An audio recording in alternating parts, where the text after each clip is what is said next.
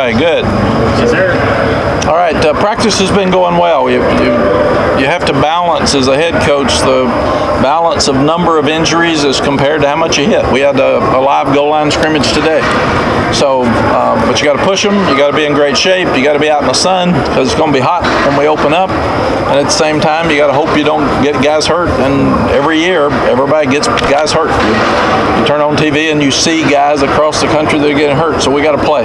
And usually, what camp does, it separates guys from the ones that can get an edge every day, the ones that are mature enough to play every day, and the ones that can stay healthy.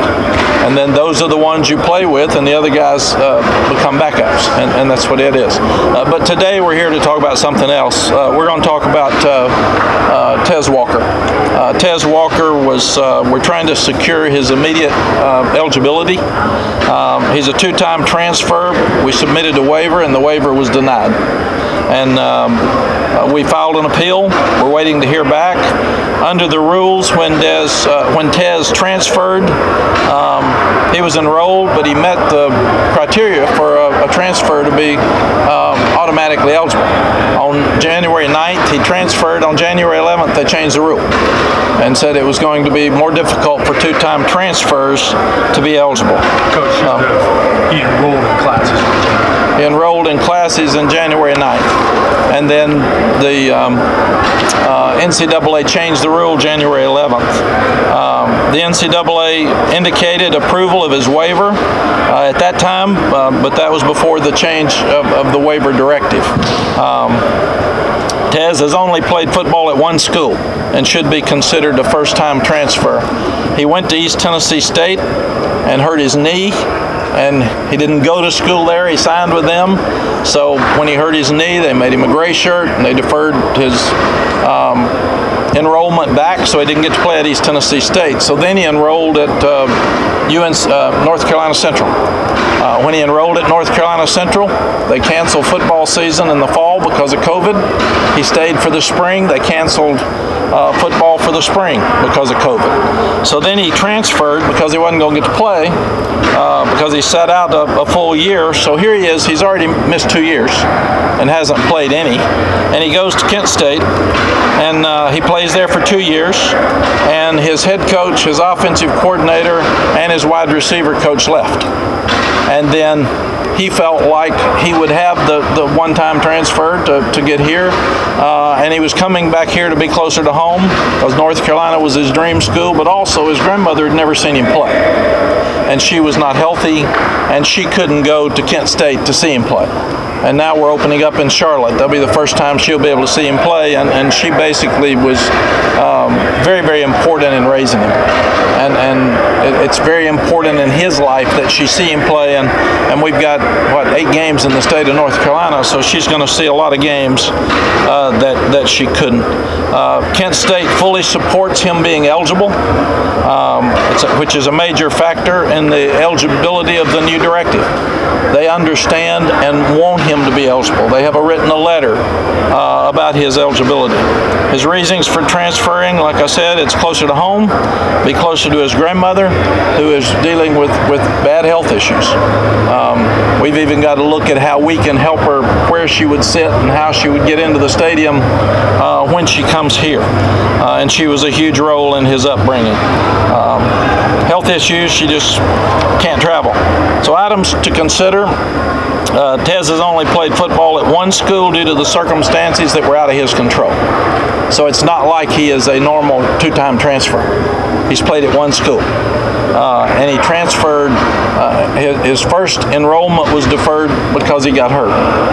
Secondly, they canceled the season, fall and spring, so he wasn't going to be able to play. And that's why he transferred. He's not one of these kids that's transferring every year to get to a different place in his life. And he transferred to get closer to home because of his grandmother, and that's really, really important to him. He's followed all the rules, and then the rules were changed. And we feel very, very good moving forward that the NCAA will look at this and understand this isn't a normal case of a double transfer, and they will go ahead and accept the appeal and let him be able to play when we open up for the season. Mental health is huge in all kids' lives, he's really struggling. And that's why we're coming out and saying this. He's been down. Here he is. He made a decision based on what was best for him, that he thought was within the rules, and for his grandmother and his family. And now we're sitting here 4 weeks from game time and just waiting to see if he's going to play. So he has to practice every day, not knowing if he's even going to have an opportunity to play. So when we look at what transfer rules are for, and we look at the best for mental health, there's absolutely no doubt that this is a mental health issue for Tez, because it's putting way too much pressure on him, and that's a major talking point for Charlie Baker, the new NCAA director, which I'm hearing great things about. But we're asking them to look at this. So he sat out in 2019 because of an ACL. He sat out in 2020 because of COVID. Then he went to Kent State for 2 years. He had a 3.7 GPA, and this spring he had a 3.0 GPA. So he's done everything right. He's done it within the rules. When the waiver was denied, we know that there's at one time a lot of people were just across the board being given eligibility with transfers. Now it's different. They're trying to be really tight on it, but this is an example we feel like that fits the transfer rule perfectly, and we're just reaching out to try to help Tez. Questions? When did you find out that he was denied here the most recent time? When was a couple of weeks ago, and then we've been preparing an appeal since that time, and that all has to go through compliance to the NCAA. So he enrolls January, and then this happens on the 11th. They come down and say, how come that didn't fit in some kind of grandfather clause? We can't answer that. That's why we're reaching out. We think it should have been a grandfather clause, and even if it isn't grandfathered, we think because he has never transferred twice to play, because he was leaving the places he left, he couldn't play. So this is not the normal situation, and Kent State's all in, and all their coaches left. So we feel like that this should be a no-brainer, and that it's getting late, and there's tremendous pressure on him, and we would like to see him ruled eligible. Matt, can you give us some sort of expected timeline as to when this may kind of get resolved before first week or anything? We can't have a timeline, right? All we can do, we have placed the appeal in, and now it's on them to give us an answer. But every day that he doesn't get an answer, it puts a tremendous amount of pressure on him mentally. I feel really bad for him. I mean, his body language is bad. He's struggling. Here he is. I read today he's up for the Blitmakoff in preseason award and not sure he can play. Have you had a player, have you had a player either here or Texas or otherwise where something similar has happened with the waiver clause? Yes, it was over a test score at Texas, and it was denied, and then he won the appeal. Yeah, you just said obviously mentally this has just had a really huge impact on him. What are the conversations with him that might over this? Well, I can't say what personal conversations are, but he's really struggled like I would. If you think any of us that were told you transfer, he's a top pro prospect. He's transferring in here for all the right reasons, and then he's told he can't play. How would we feel? It'd be really tough on me.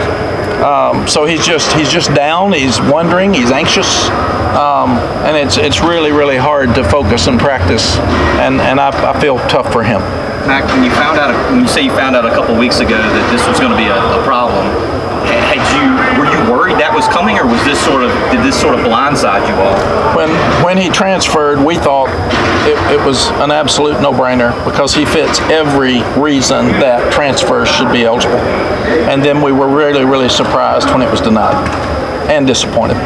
Given the fact that the NCAA is approving so many things now, is it quite head-scratching that this is something they haven't approved? It is. When the NCAA right now is they're doing so much for the care of the student athlete, mental health, financially, for parents, that's why this fits in all the group of things that they're talking about helping student athletes with, and that's why we feel like that this should be a no-brainer, and we need it done sooner than later because it's really stressful for him.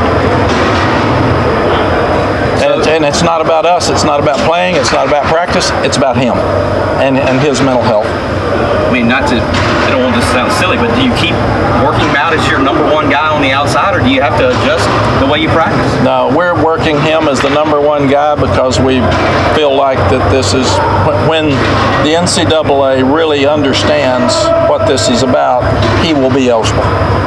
So we don't think there's any way that the NCAA would keep this young man in this situation. If we're about student athletes, and if we're about student athlete care, and if we're about mental health, there's no way that he can be denied to play for the season. You mentioned the mental health a couple of times. Is also keeping him with the blue team also part of the mental health aspect? Absolutely, for him and others around it. Yeah. So, and we've been very open and very direct with it, but he's really struggling. And rightfully so. Like I said, I'm struggling because we all want what's best for young people, and this isn't about an unfair advantage. This isn't about they're not doing anywhere else. This is about everything the NCAA says it's about, and that's why we think it should happen. Anything else? Yeah, I'm going to bring in Lonnie Galloway as well to talk about tennis. Okay. Yeah, Lonnie and Tommy Thigpen actually recruited him out of high school, and so he's known him for a long time. So is Lonnie here? He's just waiting.